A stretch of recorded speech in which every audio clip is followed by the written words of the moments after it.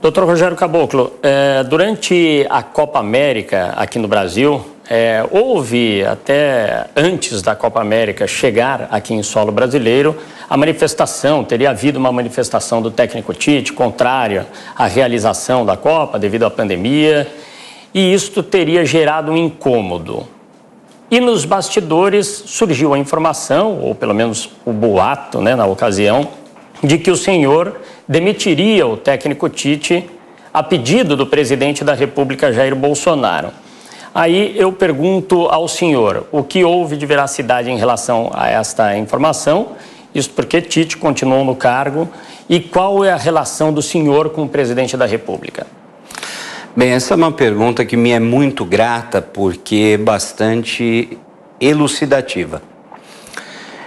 Em primeiro lugar, é importante dizer que talvez a primeira, eu não diria desavença, porque não havia um diálogo direto sobre futebol com o ex-presidente Marco Polo, mas talvez a primeira divergência que eu tomei conhecimento dos meus atos em relação àquilo que ele gostaria que fosse a condução da CBF era que depois da Copa da Rússia, que ele tinha para si como a mais fácil da história para ser ganha, que o Tite ficasse sozinho. Ou seja, que eu demitisse todos os auxiliares, toda a comissão técnica que rodeava o Tite com a única finalidade de humilhá-lo, de deixá-lo sozinho e sem respaldo. Só que ele esqueceu que eu fui o chefe da delegação. Eu estive com esse time por mais de 40 dias, diuturnamente, e vi a atitude de cada atleta, o desempenho, a vontade, a determinação, a garra, e por isso jamais cedi às suas vontades no sentido de retirar a estrutura do Tite, talvez com a finalidade que o treinador se autodemitisse. Nunca fez parte dos meus planos tirar o Tite, e isso nunca foi objeto de nenhum tipo de diálogo entre eu e o senhor presidente da República, Jair Bolsonaro.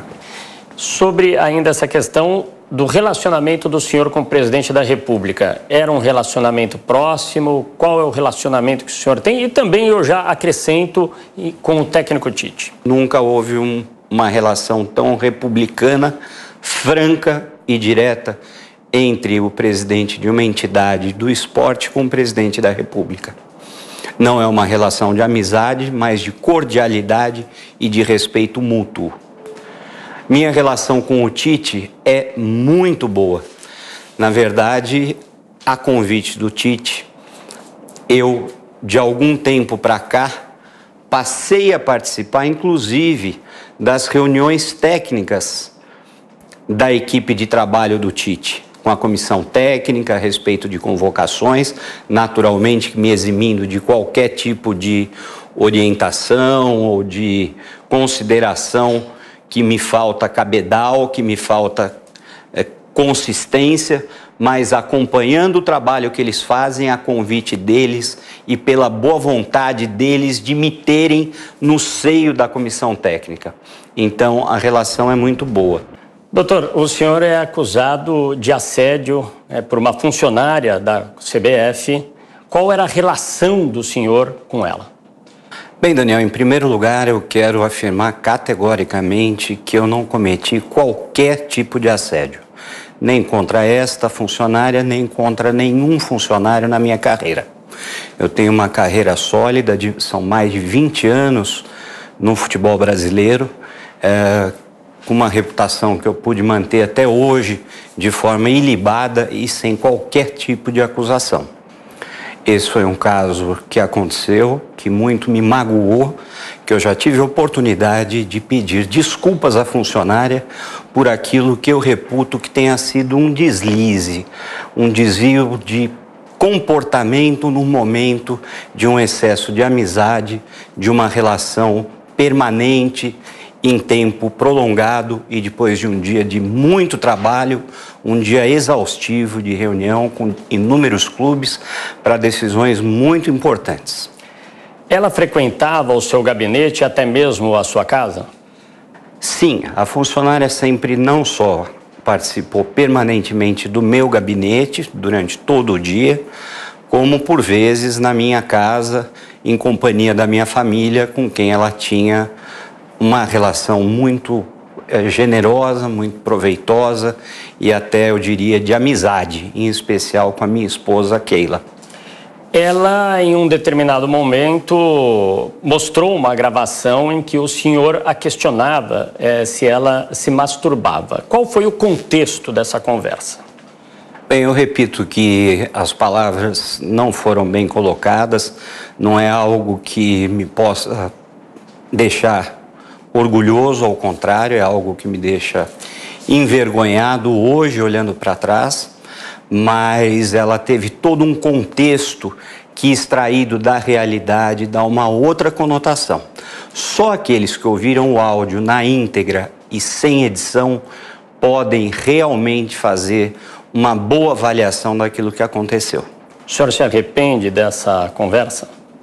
Eu me arrependo pelo conteúdo, eu acho que é um conteúdo impróprio entre um chefe e uma funcionária, por mais que exista um ambiente de amizade e que o meu objetivo inicial fosse de reposicioná-la, de repostá-la.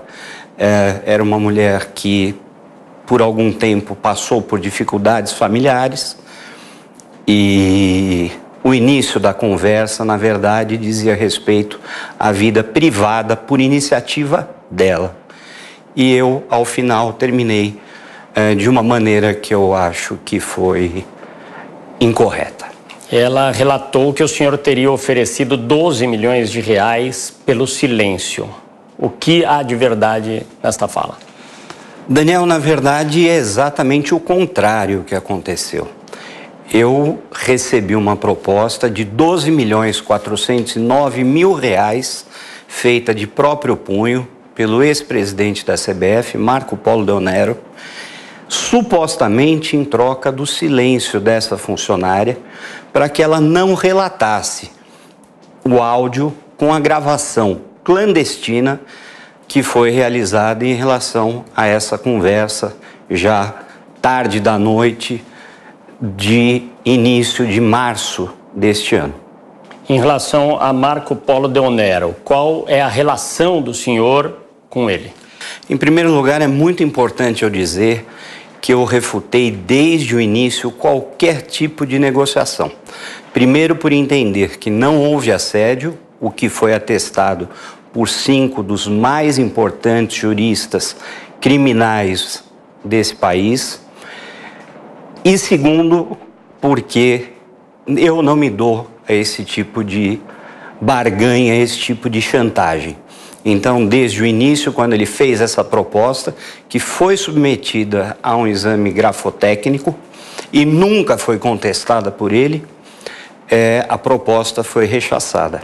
Ao final, ele tentou por outros meios e por outros valores que a CBF abrisse os cofres e pagasse a ela 8 milhões de reais, o que também foi rechaçado. Isso aconteceu no dia 4 de junho, que coincidentemente foi o prazo que me foi estipulado para que desse uma resposta definitiva, o que eu já tinha feito anteriormente, mas era dia de um jogo das eliminatórias da Copa do Mundo em Porto Alegre. Às 11h28 eu fechei as portas definitivamente para essa proposta e às 13h55 já havia um protocolo acusatório em relação a essa funcionária, em relação a mim.